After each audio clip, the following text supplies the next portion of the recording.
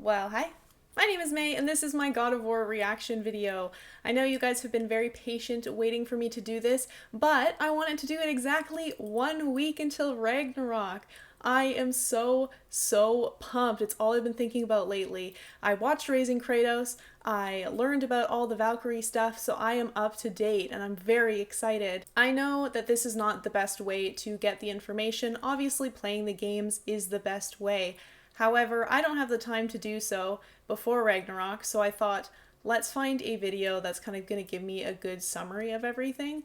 So please don't comment and say, oh, you should play the games, you're not going to understand. I know. I know. I'm just trying to get as much information as I can within reason. So I did a lot of research to figure out what the best videos to go for were. I have two. I'm going to try one, and if I feel like going through the second one and then just kind of chopping it up for you guys so it's not the same information, I will do so. So it kind of depends on how I'm feeling, but I'm excited. I hope you're excited. Let's go. So this one is from Suggestive Gaming, and it seems to be the most popular video out there, so let's get into it. With the upcoming God of War for PS4, we see series protagonist Kratos taking on a new mythological foe, so we here at Suggestive Gaming figured now would be a good time to go over Kratos' first set of opposition, the Greek Pantheon. So strap yourself in, because this is what you need to know about the entire original God of War saga, from start to finish. Our story begins with the Primordials, the very first beings to come into existence, fighting for control of their creation, Earth. This war ravished the world, and eventually the three Furies were born from the rage and power of the battle. The Furies were then tasked to honor oaths between the various beings of Earth. Their first victim was the Hecatoncheires, Aegeon, who had broken an oath to one of the first gods, Zeus. To make an example of Aegeon, the Furies petrify his body into the prison of the damned for anyone who dared to break an oath in the future. Eventually, the Furies began to take guidance from the god of war, Ares, who convinced them to join him in a siege on Olympus. Believing their forces to be too weak, the queen of the Furies, Alecto, birthed a son with Ares, hoping to create a powerful warrior. This warrior, Orcos, proved to be a failure in Ares' eyes and was disowned. However, the Furies decided to use him as their oath keeper. With Ares still in search for his warrior to help take over Olympus, Zeus hears of a prophecy foretelling his death at the hands of one of his sons, a marked warrior. Ares is then tasked to find and dispose of this threat. Ares discovers Deimos, a young Spartan who bore a birthmark all over his body, and storms the city to capture him. During the kidnapping, Deimos' brother, another young Spartan by the name of Kratos, attempts to stop the god, but he is struck down, leaving a scar over his right eye. Ares attempts to kill Kratos for this, but his sister, Athena, the goddess of war, convinces him to spare the boy. Deimos is then taken to the god of death, Thanatos, to prevent the prophecy and protect Zeus. Kratos, tortured by his inability to save his brother, vows to never fail like that again and tattoos a replica of Deimos' birthmark on himself in remembrance. Kratos' rage and pain remained with him as he became a leading member of the Spartan army, eventually marrying a Spartan woman named Lysandra, and the two have a daughter whom they name Calliope. Calliope unfortunately contracts a plague, which infects her skin and causes the Spartan authorities to decide for her to be thrown into a chasm and left to die. Kratos then sets off to find the cure for her disease, a mysterious element with the exceptional healing abilities called ambrosia. Unbeknownst to Kratos, the gods had a wager in which they selected various heroes whom they believed would be the first to obtain the ambrosia. Kratos was chosen by Ares, likely due to their prior run-in in which Kratos displayed his resilience and bravery. After battling the other gods' selected heroes, Kratos fights a climactic battle with an army of barbarians and their leader Ulrich, who was trying to retrieve the ambrosia to heal his own father. Kratos eventually bests Ulrich and captures the ambrosia, but at the cost of many of his men. Upon returning to Sparta, Kratos heals his daughter, and the king of Sparta bestows on him the title of captain. Sorry guys, just a quick cut in here. I forgot to mention that for anybody who doesn't know me, I am very quiet during cutscenes or stories, so I will be relatively quiet during this whole thing, and then I will tell you my thoughts at the end. Cool, let's go. Spartan army, Kratos leads his men to many victorious battles, often slaying scores of enemies with an increasing hunger for power, despite the wishes of his wife. Eventually, Kratos comes across a familiar enemy, the barbarian King Ulrich, who still blames Kratos for his father's death. Kratos and his army are no match for the rebuilt barbarian army, and Kratos, moments away from death at the hands of Ulrich, calls out to Ares in desperation. Ares, seeing a candidate to overthrow Olympus, accepts Kratos' offer of loyalty and kills the barbarians in exchange. He then gives Kratos the Blades of Chaos, symbolizing his servitude to the god of war. Under Ares' loyalty, Kratos slays many innocents, razes villages, and spreads chaos in the name of him.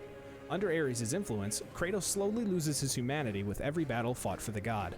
Soon, Kratos is tasked to raid a village of Athena's followers due to Ares' jealousy of Athena, whom their father Zeus favored. There, he encounters an oracle who warns Kratos of dark things awaiting him inside the city's temple. Kratos ignores this warning and enters the temple, blindly slaughtering those inside.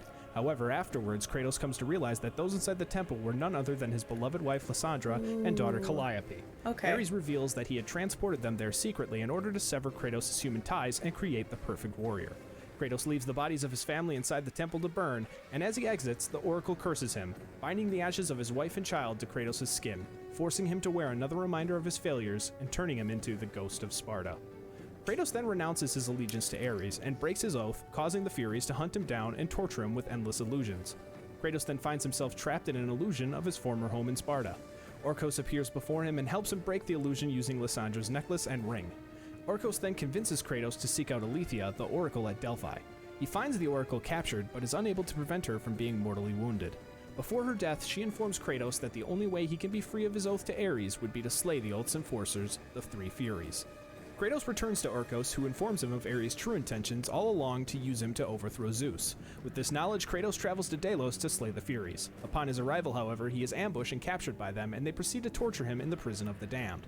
After 2 weeks of torture, one of the Furies leaves an opening for Kratos to exploit and escape his imprisonment. After various battles and illusions, Kratos is able to outsmart and outfight the Furies, slaying all three of them. After the death of the Furies, Kratos returns to his home in Sparta, where he finds Orcos, who reveals to Kratos that while he had killed the Furies, they transferred Kratos' oath to him, keeping the bond with Ares intact. Orcos hands Kratos his blade and asks him for an honorable death in order to permanently end Ares' hold on them. Kratos complies, killing Orcos and burning his home with the former Oathkeeper's body still inside. No longer under servitude to Ares, Kratos dedicates his life to serving the gods of Olympus as their trusted warrior. After defeating an invading Persian army for the gods, Kratos appears before them to ask for his next task. He looks so Suddenly, different. however, he sees the sun fall from the sky, enveloping the world in darkness. Kratos follows the last trace of light he can see to the temple of Helios. After speaking to Athena, Kratos concludes that Helios had been captured, allowing the god of dreams Morpheus to entrance other gods into a deep sleep, allowing him to take control of Greece. Inside the temple, Ios, Helios' sister, tasks Kratos to awaken her brother's fire steeds in order to find him. In return, she promises to relieve Kratos of his nightmares, which haunt him in the form of a melody his daughter used to play on her flute. He does this, and the steeds take him to Helios' location, the Underworld. There, he meets Charon, the ferryman on the river Styx, who ultimately denies Kratos passage, as it is not his time. Kratos engages him, but is knocked unconscious and thrown into Tartarus, the darkest depths of the underworld where the Titans had been chained by Zeus. Upon waking, Kratos witnesses Atlas's chains broken and the Titan missing. Kratos fights his way through Tartarus, eventually climbing out to confront Charon once again. After defeating him, Kratos uses his ferry to follow Helios' light down the river Styx to a temple. There, Kratos sees his daughter upon the shore. He follows her inside, but instead finds Persephone, the queen of the underworld. Persephone reveals to Kratos that he can meet his daughter once again, and she is now residing in the Elysium Fields. Persephone tells Kratos that to see his daughter, he must make a sacrifice, to give up all of his weapons and powers given to him by the gods.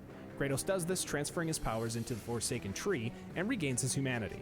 He reunites with his daughter, but the reunion is interrupted by Persephone, who reveals her true intentions. She reveals that it was her who released Atlas, whom she tasked with destroying the pillar that holds the earth. She intends for this to kill everyone, including herself, to free her from her imprisonment by Hades as his wife. Kratos painfully makes the decision to give up his ability to see his daughter and regains his weapons from the tree. Doing this, he once again becomes the ghost of Sparta and, against his daughter's wishes, takes off to stop Persephone. Kratos finds the queen at the base of the pillar, and she carries him to the top. There, the two engage in a final battle. During this battle, Persephone attempts to confuse Kratos and convince him to return to Elysium to be with his daughter. Kratos resists this, however, and Persephone orders Atlas to take care of him. Atlas does not get this chance, however, as Kratos chains the Titan to the ceiling of the underworld and returns to Persephone, besting her in battle and killing her. Her body explodes, destroying the pillar and leaving Atlas as the only thing holding the world together. Atlas, though defeated, taunts Kratos as he remains a slave to the gods. Kratos accepts this fate, as he can only hope that serving the gods will cause them to one day free him from his nightmares. Atlas then predicts to Kratos that they will meet again before Kratos leaves to return Helios to the sky. Weak, and now knowing that his sins will never allow him to see his daughter again, Kratos falls from the chariot, landing on a cliff overlooking the Aegean Sea. Sometime after waking, Kratos is sent into the sea to kill a Hydra and return peace to the waters. After doing so, he is approached by Athena, who asks Kratos to save her city, Athens, from her brother Ares, whose army is currently advancing. Kratos, seeing an opportunity to get revenge on Ares, agrees on the condition that the gods free him of his nightmares once and for all, as well as offer him a chance at redemption. Kratos enters Athens to find the town's oracle, who tells him that in order for a mortal to defeat a god, he must seek the power of Pandora's box, which is locked inside a temple constructed on the back of the titan Kronos, who Zeus cursed to wander the desert of lost souls for eternity. Kratos makes his way to the temple, encountering a mysterious gravedigger on the way. Inside the temple, Kratos solves several puzzles in order to find Pandora's box. However, Ares senses this and throws a pillar from Athens, impaling Kratos and killing him. Ares then arrives and steals the box as Kratos dies and returns to the underworld. However, with help from the gravedigger, who refers to Kratos as my child, he is able to climb from Hades and return to Athens. There, he opens Pandora's box and gains the power to confront Ares. After a battle, Ares tortures Kratos by forcing him to relive his family's death at his hands. Kratos resists this, however, and Ares is forced to strip the Blades of Chaos from Kratos' arms and kills the illusions of his family in front of him. Freed from the illusion, Kratos finds a nearby sword being used as an ornamental bridge and uses it to kill the god of war. The gods praise Kratos for killing the rebelling Ares. Kratos then asks Athena to finally free him of his nightmares. Athena then finally reveals to Kratos that while she can forgive his sins, his nightmares will stay with him forever. Kratos, feeling abandoned by the gods, climbs back to the cliffs overlooking the Aegean Sea, and feeling death as his only escape, throws himself off. However, Athena stops him at the bottom, claiming that there is now an empty throne upon Olympus. Kratos then enters a portal and claims his throne as the new god of war. Still haunted by his memories, Kratos decides to explore his past against Athena's wishes. He makes his way to the Temple of Poseidon in Atlantis. Poseidon attempts to stop Kratos, but he defeats his defenses and reaches the city. There, Kratos finds, much to his surprise, his mother, Callisto, dying on the ground. She reveals to him that his father is the one who brought her there, and that his brother Deimos is still alive but does not have much time. Before dying, she tells Kratos to seek out his brother in Sparta. Kratos then departs Atlantis, but not before encountering the Titan Thera, whom he frees, destroying the city in a flood.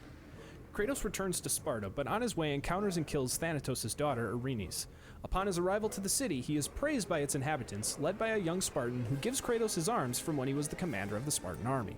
Kratos goes to the Temple of Ares, and after encountering a spirit-like vision of his younger self, he learns that he must return to Atlantis to find Death's domain. Upon returning, however, Kratos is stopped by a statue of Poseidon, inhabited by the god, who warns him that he will pay for sinking the kingdom of Atlantis. Kratos avoids the statue and makes his way through the ruins of the city, eventually coming across the gravedigger once again, who cryptically warns Kratos not to alienate the gods. Kratos then finds the gateway to Death's domain. Inside, Kratos finds and frees his brother, who becomes enraged at him for seemingly forgetting about him for all this time. Thanatos arrives and intervenes, capturing Deimos and bringing him to the same cliff Kratos attempted to kill himself from. Kratos saves his brother and the two reconcile.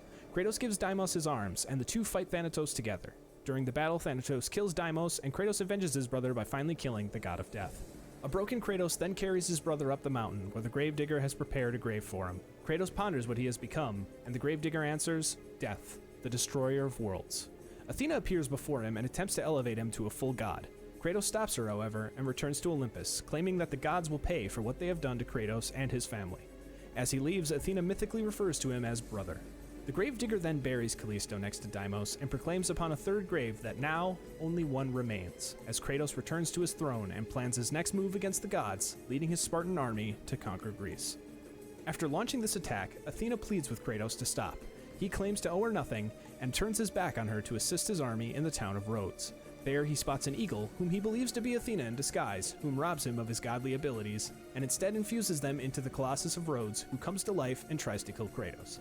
Zeus arrives and offers Kratos the Blade of Olympus, which he once used to win the great war between the gods and the Titans. Zeus urges Kratos to infuse the blades with his remaining godly powers, which renders him mortal once again, but allows him to destroy the Colossus from the inside. Upon doing this, however, Kratos is crushed by the Colossus' severed hand. Determining that he must retrieve the Blade of Olympus to get his immortality back, he slowly makes his way over to it, only to be stopped by Zeus, who reveals himself to be the eagle that stole Kratos' power, in an attempt to kill him to stop him from overthrowing Zeus as he did with Ares. Zeus then stabs Kratos, killing him. While he is being dragged into the underworld once more, the mother of the Titans, Gaia, saves him and reveals that Kronos, Zeus's father, ate all of his children in an attempt to stop the prophecy that he would die at the hands of one of his sons. Zeus's mother, however, hid him on an island that was actually Gaia. Gaia raised the boy, but he grew vengeful and eventually sought to defeat the Titans, which he did by using the Blade of Olympus. Gaia offers to help Kratos exact revenge on the King of Olympus. Gaia gives Kratos the magical horse Pegasus, and he escapes the underworld to find the Sisters of Fate in order to change his past and kill Zeus. Kratos flies to the island of creation, and after besting several powerful foes, including a risen Ulrich, he comes across Icarus, whom he strips of his wings, plummeting below the earth and landing upon Atlas. Originally refusing to help Kratos, still holding begrudgment over his imprisonment at the Spartans' hands, Atlas is eventually persuaded to help him kill Zeus. Atlas helps Kratos return to the surface, where he awakens the Phoenix and flies to the Temple of the Fates to meet the sisters. There he expresses his wishes, but the sisters deny him passage. Kratos then confronts the youngest sisters, Lachesis and Atropos, who attempt to take him back to his battle with Ares and force him to die by the god's hand in the past. He avoids this effort and traps the sisters in a mirror, then destroying it to seal them away for eternity. Kratos then makes his way to the eldest sister, Clotho, who operates the Loom of Fate. Kratos kills the final sister and takes control of the loom to change his fate. He turns the thread of fate back to his death at the hands of Zeus and saves his past self by reclaiming the Blade of Olympus before Zeus has a chance to. The two then engage in a battle until Zeus stuns Kratos with a lightning storm. Kratos plays possum and pins Zeus before driving the Blade of Olympus into the god's chest. Before he can kill him, however, Athena appears and intervenes to protect Olympus. Zeus attempts to escape, Kratos lunges at him with the blade, and Athena sacrifices herself by jumping in front of it, saving her father. Kratos asks Athena why she would do this, and she reveals that she did it to allow Zeus to stop the cycle of sons killing their fathers, finally revealing that Kratos is in fact a son of Zeus. Vowing to destroy Olympus, Kratos returns to the loom and turns back time all the way to the Great War. He calls out to Gaia and they return to Kratos' time, where an injured Zeus is calling on his fellow gods to kill Kratos. The Titan army, led by Kratos, then storm Olympus with the intent to win the Great War once and for all. The Titans and gods wage a very intense and bloody battle as Poseidon begins to take on Gaia. Kratos draws him into Gaia's grasp and is able to weaken him, eventually knocking him onto a platform and beating him before gouging his eyes out and snapping his neck, killing him and flooding the entire world. Kratos and the Titans then make it to the top of Olympus and confront Zeus, who, anticipating their arrival, hits them with a blast of lightning, damages Gaia, and knocks her and Kratos off the mountain. Attempting to hang on, Kratos is then betrayed by Gaia, who lets him fall as he is no longer a use to them now that they have reached Zeus's throne. After falling once again to his death, Kratos makes his way through the river Styx, lamenting that he was used as a pawn by both the gods and the Titans. He then reunites with a reformed Athena, who is willing to help Kratos from her new level of existence. He then realizes the goal of his final quest, extinguishing the flame of Olympus in order to finally defeat Zeus. To do this, however, he must find Pandora, the child of Pandora's box's namesake. Kratos makes his way through Hades and eventually finds Hades' palace, and the dead body of Persephone. Hades arrives and the two battle before Kratos defeats the god, sealing his soul into his own weapons. Kratos then escapes Hades through a gate and encounters Helios, whose head Kratos proceeds to rip off. He then encounters Hermes, who he kills, and later his own half-brother Hercules, whom he also kills. Kratos meets with Aphrodite and her husband Hephaestus in order to find their daughter Pandora. Hephaestus refuses to lead Kratos to her, however, and reveals that after Kratos opened Pandora's box, Zeus became overcome with fear and forced Hephaestus to reveal to the creation of the key of the box, which later took on a life of its own as a girl whom he named Pandora. Zeus then took Pandora and banished Hephaestus. Kratos urges Hephaestus, who tasks him with retrieving the Omphalos stone in order to make a weapon to allow Kratos to find Pandora. In his attempt to find the stone, Kratos comes across Kronos, who assumes he has tried to kill Gaia and attacks him. Kratos fights Kronos and eventually frees the temple from the Titan's body before he eats Kratos. Inside his stomach, Kratos retrieves the Omphalos stone and cuts his way out and kills Kronos once and for all. Kratos confronts Hephaestus, who reveals that he was trying to send him on a suicide mission. Hephaestus attempts to feign innocence before trying to kill Kratos instead. Kratos shakes this off and kills him by impaling him on his own anvil before heading off to retrieve Pandora. Kratos' quest takes him to the gardens of Olympus, where he finds Hera, the wife of Zeus, drunken and belligerent. After making his way through the gardens, Hera confronts Kratos once again, insulting Pandora and causing Kratos to lash out and snap her neck, causing all plant life to die. Kratos makes it to the labyrinth and finds Daedalus, the labyrinth's architect. Trapped inside, Daedalus claims that Zeus promised him that he would have his son Icarus back once he completed the labyrinth. Kratos reveals that Icarus was in fact dead before activating a trap and killing the architect. Inside the labyrinth, Kratos finds Pandora and takes her with him. In the flame of Olympus' chamber, Kratos raises the labyrinth to access Pandora's box. However, Kratos refuses to let Pandora sacrifice her life, as he does not want to cause her death as he did his own daughters. She chooses to embrace her fate, however, and breaks free, only to be stopped by Zeus. Zeus mocks Kratos for showing care for Pandora as if she was his own, and tosses her aside before engaging in battle with his son once again. During the battle, Pandora attempts to run into the flame in order to put it out before Kratos grabs her to stop her. Pandora pleads with Kratos to let her seal her fate, and Zeus provokes him by telling him not to fail Pandora like he did his own family. Kratos reluctantly lets her go, and the flame of Olympus is extinguished. In the wake, Kratos opens Pandora's box once again, only to find that it is now empty. Zeus mocks his son once again, and the two meet outside and gaze upon the destruction Kratos has caused. The two are interrupted by Gaia, however, and she tries to kill them both. The two then enter a wound in Gaia's chest and fight beside her heart, draining the life out of it. Kratos, powered by the heart of Gaia, then impales Zeus into it with the blade of Olympus, finally killing both Gaia and his father Zeus. Awakening upon a broken earth, Kratos finds Zeus's body and retrieves the blade. However, as he tries to leave, Zeus's spirit attacks Kratos and drains him of his anger and willpower, replacing it with fear and loss, the forces that plagued his father. Trapped in his psyche and once again being tortured by his memories, the spirit of Pandora appears and helps Kratos abolish these torments through hope. Kratos returns to the physical world and forces Zeus's spirit back into his body. Kratos then charges him and beats him to death with his bare hands, finally killing him and destroying Olympus for good. Afterwards, Athena appears once more and congratulates Kratos, asking him to turn over the power he found inside Pandora's box so she could finally give it to mankind. Kratos laments that the world is destroyed, and anything she would have to give would be useless. More so, the box was empty, and Kratos believed Pandora had died in vain, simply another casualty in his quest for vengeance. Athena reveals to Kratos that when the evils of the Titans were first sealed into the box, she placed the most powerful weapon in the world beside them to counteract them, the power of hope. Athena had initially believed that when Kratos opened the box for the first time, all of its evils had transferred unto him, and hope was lost, when in actuality the evils went to the gods on Olympus and hope was buried deep in Kratos under his pains. Only upon forgiving himself was the power able to release inside of him.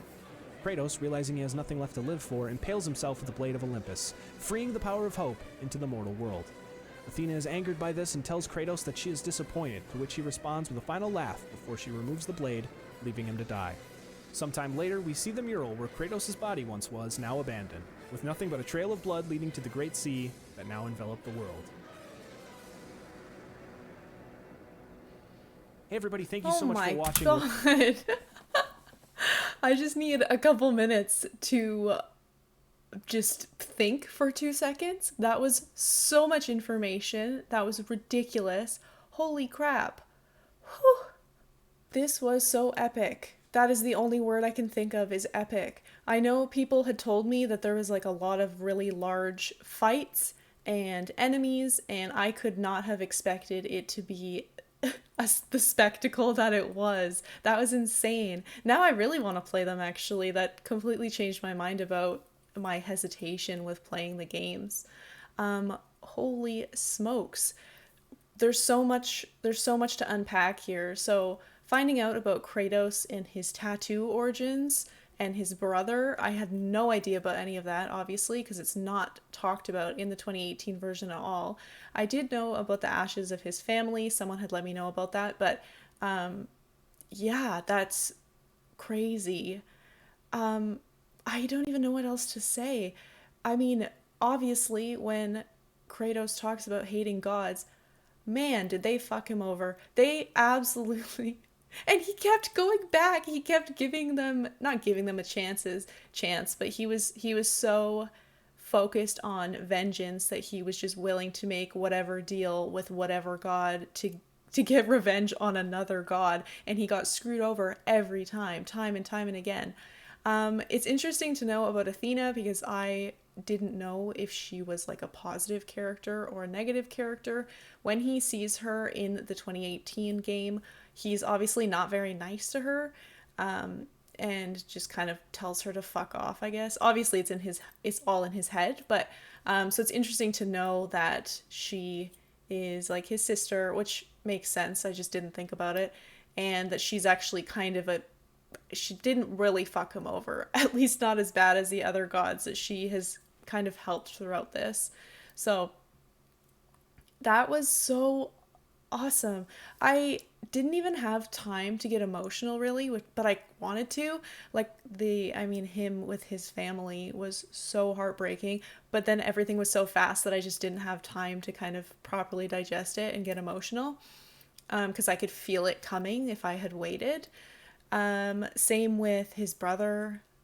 That's pretty horrific. Like carrying his corpse, having him, having the grave already been dug for him is just horrifying. Like I can't even imagine the amount of like self-loathing that, did I say that right? Self-loathing that Kratos has just makes a lot more sense now, because there are so many things that he has done that, yes, obviously he is responsible for a lot of things, and a lot of things are his fault, but also a lot of things aren't. And he clearly blames himself regardless of if it was his fault or not. So, oh God, what else did I have to say? My brain is just like racing. I've got so much. The Titans were absolutely so freaking cool. I had no idea that there was Titans in the previous games. So that was awesome to see. Gaia was really cool. It was hard to keep up with all the names, of course. I know that Greek mythology, you know, the actual real Greek mythology, I guess, is incredibly complex and confusing with the relationships and everything. And this is obviously no different. This is very confusing. I will probably have to rewatch this again, as well as maybe even just read through the transcript so I can like pick this stuff up. It was also really interesting to see how many times Kratos has actually died. And just keeps coming back time and time and again. So it just means nothing to him. So yeah, the whole like when he says in the trailer of Ragnarok, like, I'll submit to death when it earns me, basically, is so much more powerful because he just keeps coming back. So his true final death needs to be earned. He's already been through so much that it's like it needs to be something really, really crazy. I'm conflicted about how Kratos is gonna die. I have a feeling that he will probably die in Ragnarok. I don't know if Atreus is going to be the one that does it. It seems like that's, you know, that's the way it goes, but especially finding out that Atreus is Loki, which of course Loki's name has a lot of negative connotations with it, so it's hard for me not to think, oh, well, Atreus is going to turn really bad. So I don't want to think that yet. Overall, I do think Kratos is going to die in this one, and then I think that we'll continue on with Atreus, maybe as Loki now, as an adult. That would be really interesting to see. Obviously, I don't want Kratos to die. I just think it kind of makes sense. It's setting up for it. I don't necessarily think Atreus is going to be one that does it, however. I don't know what else to say, really. Like, this was so... It was so much more than I was expecting for some reason. I knew it was going to be big, but this was like mind-blowing. Please let me know if there's anything that you feel I should know about, maybe like extrapolate a little bit more, because obviously this is a very condensed video, so it's going to be hard for this creator to get everything in. I don't think I'm going to watch the other video. I might later. I don't think I will react to it because it's probably going to be pretty similar. But yeah, I can't wait for Ragnarok in a week. I am absolutely going to be playing it, guys, so please come and join me. I'm very, very excited for it. So if you are still here, thank you so much for watching. You could have clicked on any video, but you clicked on mine, and I really appreciate that. I hope you guys have a good day, and I will see you next time. Bye, guys.